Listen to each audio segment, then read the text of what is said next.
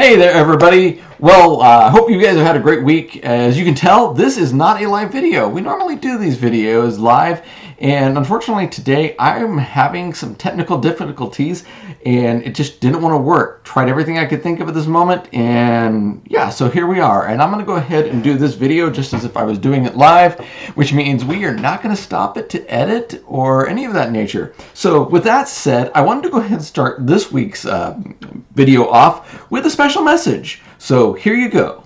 Stay calm, stay calm.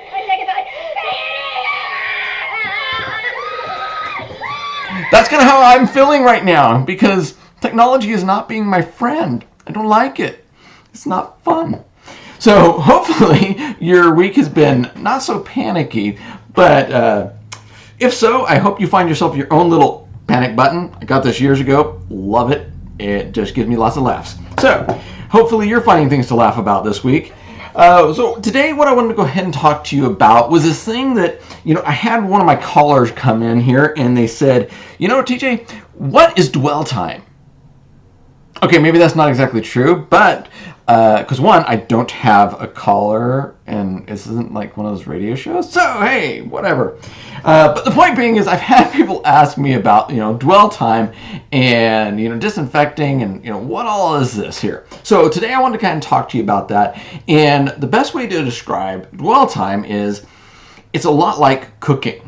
So if you've ever been, baking anything or cooking, it gives you the instructions, tells you how to make it, and you have to wait, especially baking. You have to wait for that cake. Once you put all the batter, you mix everything up, you make your batter, well, you gotta wait for it to bake. Because if you don't, and you pull it out of the oven too soon, you get what's known as a mess, or it flops, and it doesn't look good. It might taste pretty good, depending on what you used, but it doesn't turn out the way you wanted it to. And that's a lot like with your dwell times. Your dwell times are what it takes, the amount of time it requires in order for whatever chemical you've got or homemade product you've got in order for it to give you the results that you're looking for, just like in baking. So I've got some products here I want to go ahead and show you, and we can talk a little bit about that and how they differ. And so first one I'm going to show you here is this Clorox Bleach. I don't know if you can see that very well. Yeah, the light's kind of hitting it. There we go. Kills 99.9% of viruses and bacteria. And you know that there's that little funky thing right there. I cannot see. Right there. There's that little asterisk thing. Yeah, those are always fun because that basically means you need to look this up. So we'll go and come back to this one, but that was one that says there. Now this here is what we use in all of our cleaners. This is our general disinfectant cleaner. So you can kind of see it's from Smart & Chemicals, and this has dwell time as well. And this is a certified by the CDC to help deal with the coronavirus that's going around here. We also have our trusty Lysol Wipes, which is common for Lysol, the product itself. And then we also have this here. It's Purell's Professional Surface Disinfectant. There you go. See? And so we're going to go and talk a little about these. So the first thing is, especially like with Lysol here, they've got on it says, kills 99.9% again. Oops, there's the camera. Get in front of the camera, TJ. Anyway, so it shows you that there. And this is what people usually do. When they go to the store, they're looking for something. What's going to, take care of my problem? It's going to provide the best bang for my buck. And, in this case, kill that pesky coronavirus and help me be healthy and safe. And that way I know that I'm protecting my family. The problem is most people just grab these and they say, oh, it says 99.99%, great, I'll get it. And so they get it and they take it home and they open it up and they grab one out. And then they go ahead and they wipe it on their tables and everything. And they go, yay, good. I got my 99.9% or 9.99%. Yeah. Percentages elude me at sometimes. Anyway, the problem is most of the people that I run into don't understand dwell time, and they don't understand what it says on the back of these. So here I'm going to read this on the back of the Clorox Bleach Wipes that say it kills 99.9% of viruses and bacteria. Well, in interestingly enough, it says kills 99.999% of bacteria in 10 seconds. So let's go down to the instructions, and it says here to disinfect and deodorize non-porous surfaces. It says wipe surface, use enough wipes for treated surface to remain visibly wet for 4 minutes. Let surface dry. It also says for highly soiled surfaces, clean excessive dirt first. Typically in the cleaning industry, what you'll always hear is that the steps to take care of a surface properly is you first clean it, which is taking care of the visible stuff. Then you sanitize it, which reduces the numbers like what they're talking about here down to a lower level. And then disinfectant is getting more. So it's kind of these steps that you go through. But the main thing here is to understand that it wants you to go ahead and keep it visibly wet for 4 minutes. Now that's how you achieve the majority of what they're talking about here, depending on the bacteria that you're trying to kill. Now, it says here for some that to sanitize, getting a dry throat there, use enough wipes for treated surface to remain visibly wet for 10 seconds. And then tells you also go ahead and make sure that you are keeping the surface clean before you do that. So the thing about it is dwell time is that point. It's that time frame that it needs to stay with the chemical on it in order for you to achieve the outcome you're looking for. Now, not all viruses and bacteria are killed within that first 10 seconds. Some are more resilient, so it takes the full 4 minutes. And depending on how depending on the product, you might find out that if you go into more of the information, that it says certain ones require even more. And actually, we're going to come across one of those chemicals that tells you a little bit more detailed about what the dwell times, as we're calling the time in which the chemical needs to be on the surface in order to achieve what you're asking. Same thing comes here for the Lysol, So in order to get the Lysols, 99.9%, it says here, sometimes I'm feeling like I need glasses. Again, allow surface to remain wet for 10 minutes. In order to achieve this, you need it to be on there for 10 minutes. And most of the time, there's a lot of these that have a high alcohol content depending on the product, and so they're going to evaporate really quickly.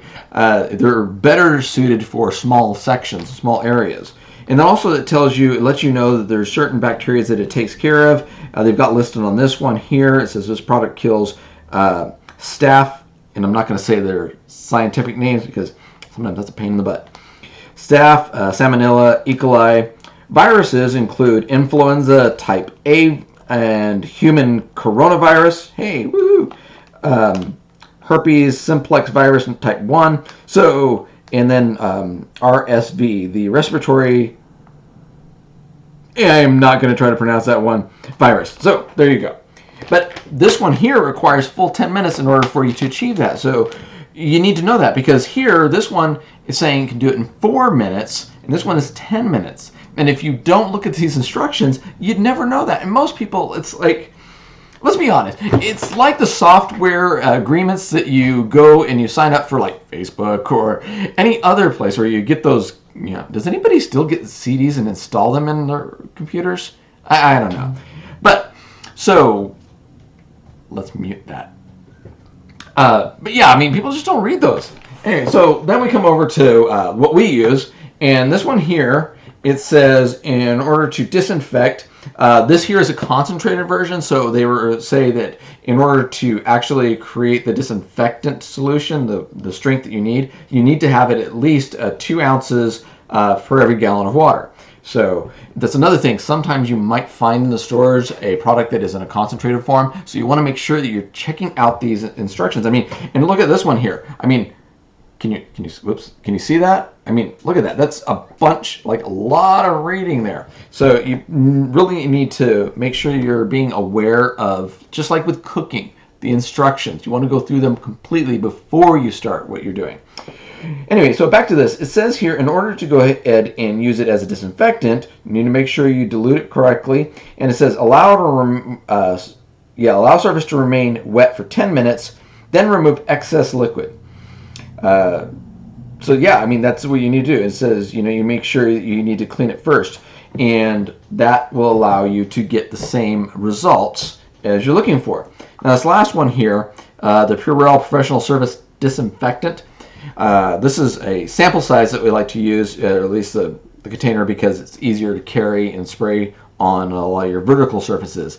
And the reason we like to use this on vertical surfaces is because, as I'm opening it up here, and I'll read this to you, it says here that to disinfect, you can spray 6 to 8 inches. That's not why. So this is always fun. Like I said, I'm doing this just as I would live, which means sometimes I have little hiccups here. But let's go ahead. Okay, so what we're looking at is the dwell time again, remember, for being able to kill the bacteria and the viruses up to a certain percentage. Now this one here, it says for viruses, something other norovirus, 30 seconds it'll do that one. Influenza says 30 seconds. H1N1, 30 seconds. Rhinovirus, which I know that's not exactly the same, but I like to say it that way, 30 seconds. So the reason we like to use this for the vertical stuff, so like your doorknobs, your light switches, those kind of things, is because 30 seconds, it'll stay on there for the 30 seconds wet before it starts to drip too far or make it where it's not on the contact. That's what we're on the surface. But what I wanted to go here, and what I thought was interesting when I was kind of looking at this earlier, is it says for the staph virus, or whatever that's called. Please forgive me. This is like, these words were not meant for normal reading. It says here 1 minute. There's another one. It's Macrobacterium bovis var, or BCG, which is a lot easier to read. That says 5 minutes, so that's a lot more resilient. Or mold here. So in order to kill the mold and use it as a fungicide or mildewicide? Isn't that interesting how to say that? Anyway, that actually takes 5 minutes, so it's very resilient. And what I like about this is that they have it outlined there for you and letting you know exactly how long it needs to be on for certain bacteria and certain viruses, because not all viruses and bacteria are the same. Some require a longer amount of exposure to the chemicals that are in these in order to actually achieve what we're trying to achieve, which is the destruction, I like to use that word, destruction, the annihilation of these viruses and bacteria, so that we can be healthy and not have to worry about so much that we're catching and putting stuff into our bodies that is going to be harmful to us. Because each one of these things here can cause different kind of problems, and we're always trying to avoid those things because, you know, life is better when you're healthy. So I hope that explains a little bit better on what the heck is dwell times. It really is. It's just like I said at the beginning. It's about baking, or it's like baking, and it's just a matter of making sure that you achieve the right time for whatever you purchase. And again, you know, you want to make sure that when you're grabbing these, you're not just looking at the front here on their marketing, what they're doing, and that you're totally missing how to actually achieve it, the reason you're buying it. I mean, that's the whole point. You're doing it so you can get what the results it's saying. And if you don't really understand this whole dwell time, the amount of time that it needs to sit there, you're not going to get that.